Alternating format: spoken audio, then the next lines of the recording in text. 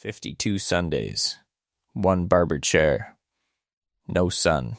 That is what I counted last year before I stopped pretending I was not counting. My name is Calvin Price. I am 90 years old. I cut hair in Easton, Pennsylvania for almost 50 years. Men trusted me with their necks. Boys trusted me with their first haircuts. Widowers trusted me not to ask too many questions. But my own son stopped sitting in my chair, not because he moved far away, not because he was too busy. He lived 12 minutes from the shop. I kept the second chair open every Sunday morning after church traffic passed. I wiped the arms. I clicked the footrest down.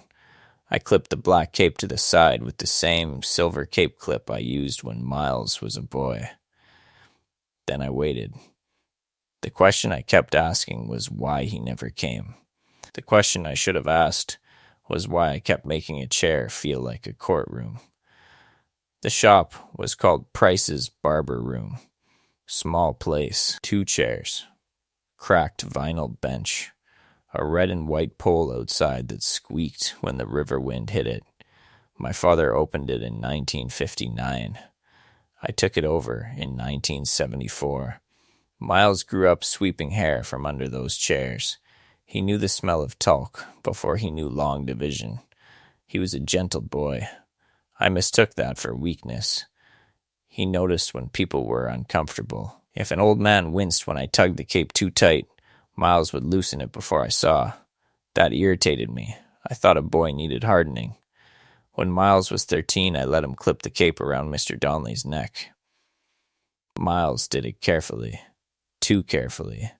His fingers trembled. I said, "Not like that." He stepped back. I took the silver cape clip from his hand and fixed it myself. Mr. Donnelly laughed, not mean. Just the way men laugh when they want a boy to know he has failed quietly. Miles smiled with his mouth closed. That smile became familiar. By 16, Miles could cut a clean neckline. He had steady hands. But he did not talk like me. He asked people what they wanted before telling them what they needed. I thought that made him look unsure.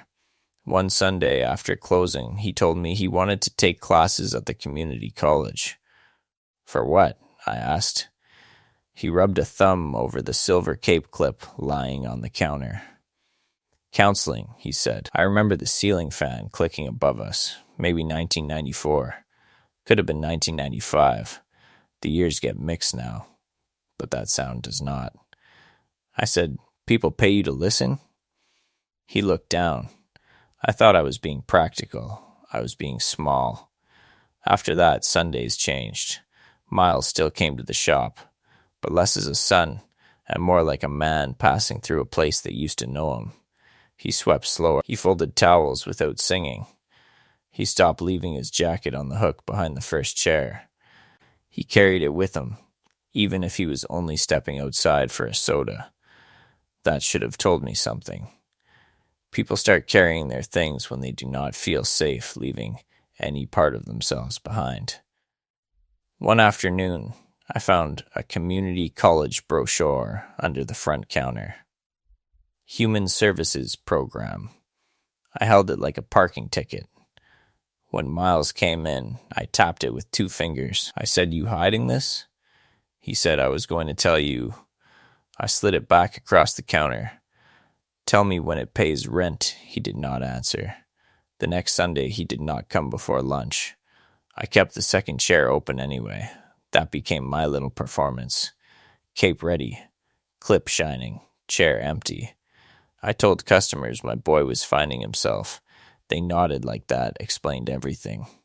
It did not. For years, I told myself Miles avoided the shop because he was embarrassed. Embarrassed by clippers. Embarrassed by old men talking about ball games and blood pressure. Embarrassed by his father with hair stuck to his shoes. That answer was easier. It let me feel wronged. Then one Sunday, a woman named Renee came in with her grandson. The boy would not sit still. He kept touching the cape, kicking the footrest, looking at the door. I got impatient. Renee said, He doesn't like things near his throat, I said. Nobody does at first. The boy started crying.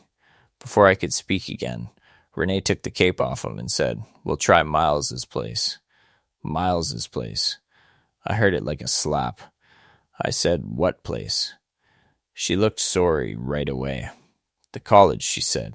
"He helps kids there." That was how I learned my son had not left barbering. He had taken the gentle part of it somewhere I could not reach. The next Tuesday, I went to the community college. Not to apologize.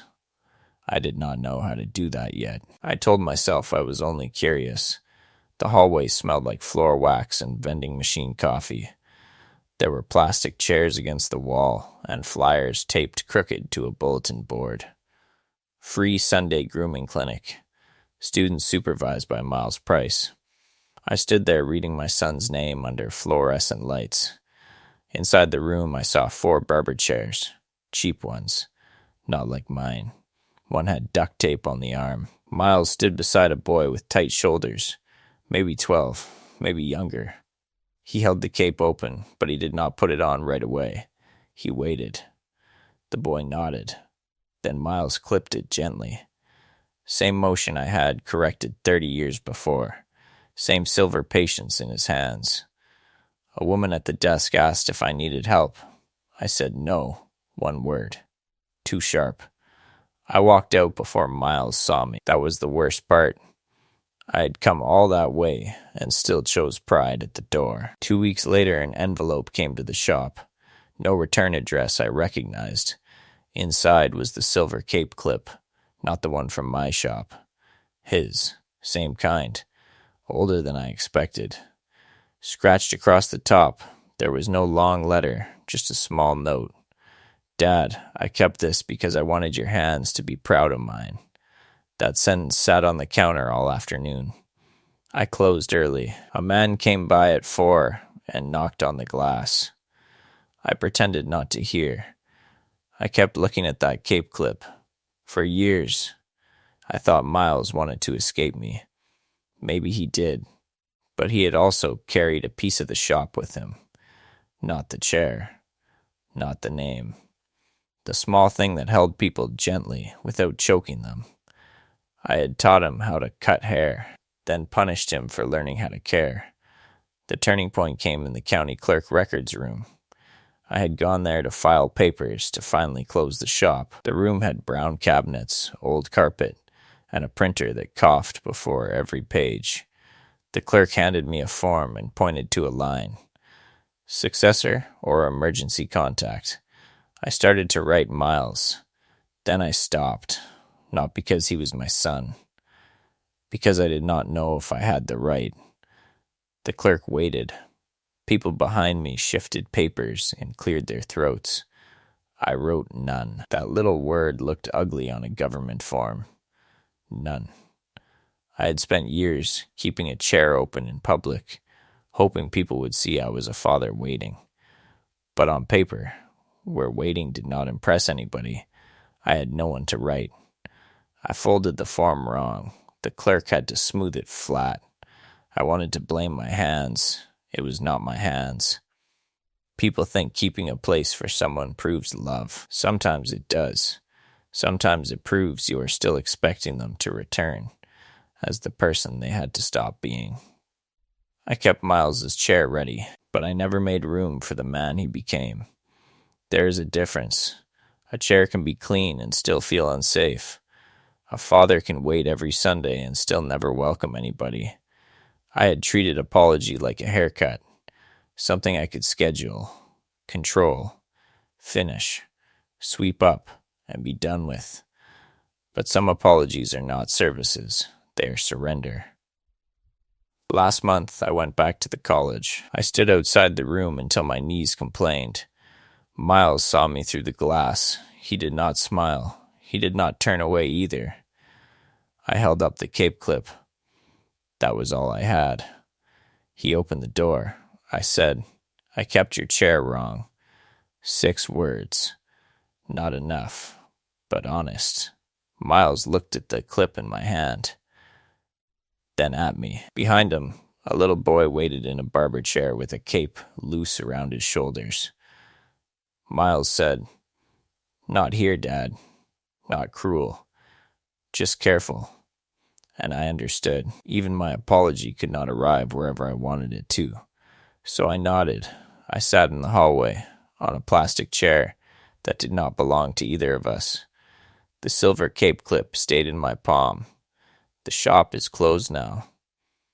But every Sunday, I still wake early. For a few seconds, I forget there is no chair to wipe down anymore. No cape to fold. No sun to wait for. Just an old man holding a silver clip, finally understanding that waiting is not the same as welcoming. Tell me in the comments, who are you still waiting for, when what they really need is your apology?